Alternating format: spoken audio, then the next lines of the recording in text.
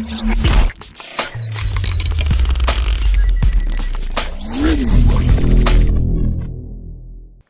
there everyone, it's Kelly with Kellyscards.ca and welcome to this week's What's in My Stash.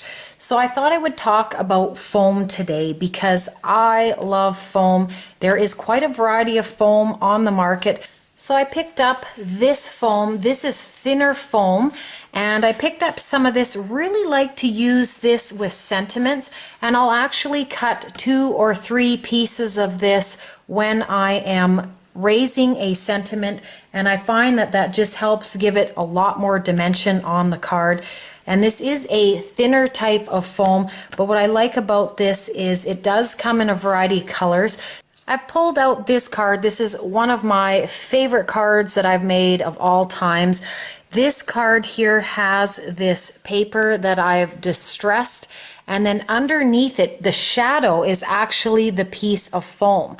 So I hope that you can see that raised difference, and really like how that helps to add dimension to the card. So you can actually use foam with multiple layers. So I could have used the paper version on top, and then I could have used 2 layers of foam. You can basically raise it as much as you want. If you use the stick-it tape, that will also help when you're die cutting. And I've talked about this die cutting stick-it tape before. Really love this stuff. This really helps to do this and works excellent with foam. I'll bring in my word dies here, and I've got this word die Smile. And if I just move it along, I can see where it needs to be on this paper. And I'm just going to cut this now on here. And I'm going to add this to the foam just to show you. Now you can do this either with paper or foam, but if you're going to layer multiple layers of foam, this is good product to use, this stick-it tape. So I've just taken the backing off here, and I'm going to put it in this top corner, just like that.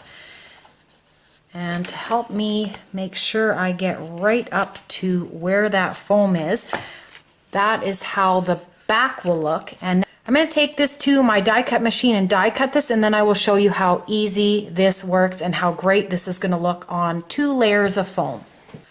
I'm back, and I die cut 2 pieces of this foam. So I have the stick-it tape on one of the pieces, and in reality I probably should have done it on both so that I could adhere it down to a project later. But just to show you, here is what it looks like, and you just pop out your die cut with this stick-it paper.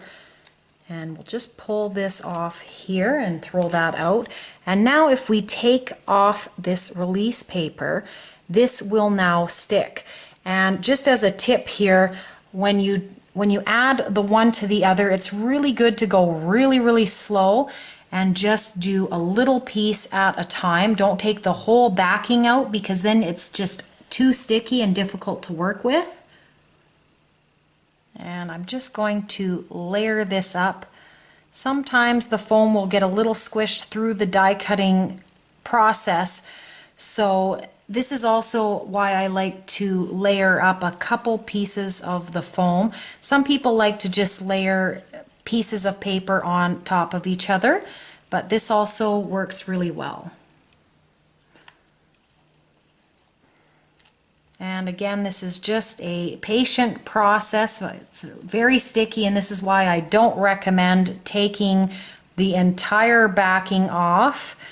And you can just work it with your fingers right into the corners and just try to get it to line up as best as possible. We're going to take the eye off and smile here. And just keep hugging it. And if you've missed a spot or it's out of an alignment, you can always go back and just fix it. So I just need to take that inside of that L out here, and we'll line up that on top. And again, if it's not perfect, it's okay. You can always move it around a little bit. It's not, permanently adhered. And we will just get that.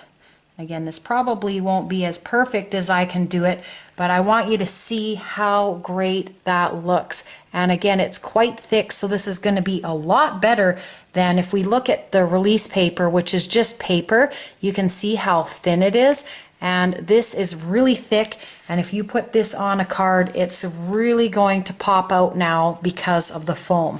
So really like the foam for, especially for these sentiments, but really if you have a solid piece, you can use it for dimension as well. So I'll just bring in this card here.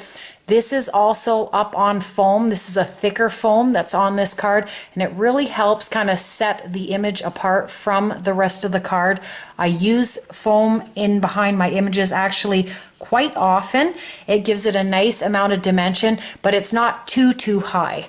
So really like that. Again, that's what I talked about the different sizes of foam. This one is a little bit thicker from Michaels.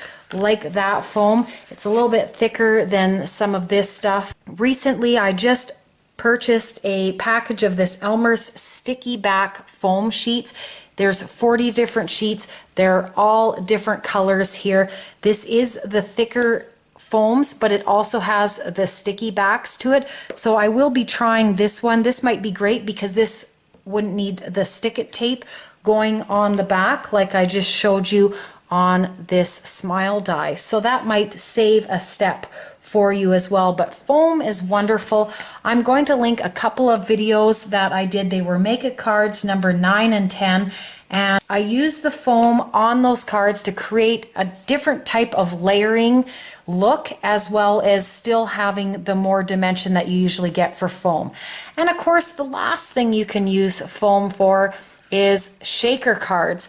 And instead of buying shaker pieces or having to, use the Scotch 3M tape that goes all the way around your project, you can just die cut, say, a circle in the middle of your foam, and then add this to your card, and then add your acetate to it and make a shaker window just like this. You could even use 2 pieces of foam, and that would give you a really nice layered look, and it would be a really great way to have a shaker card, because of course this wouldn't be sticky at all because it's just foam, and it would be nice and high. It's not heavy material, so your card wouldn't be heavy, and I think it would look really nice. I think I'll try to do a Make It card video sometime in the future using this idea of making a shaker card with this idea. So I hope this gives you some ideas on how you can use foam. I really, again, like using foam. There are a variety of types of foam. Again, you have the thinner stuff, you have the thicker stuff. I like some of the stuff from Michaels. Michaels also does sell the stuff with the adhesive on the back that you can pull off. Again, really like it for sentiments and backing on images like the cards that I showed here and here. Really like how that looks. I hope this gives you some ideas about using foam on your projects. So that is all for this video. There will be another video coming up in this series real soon.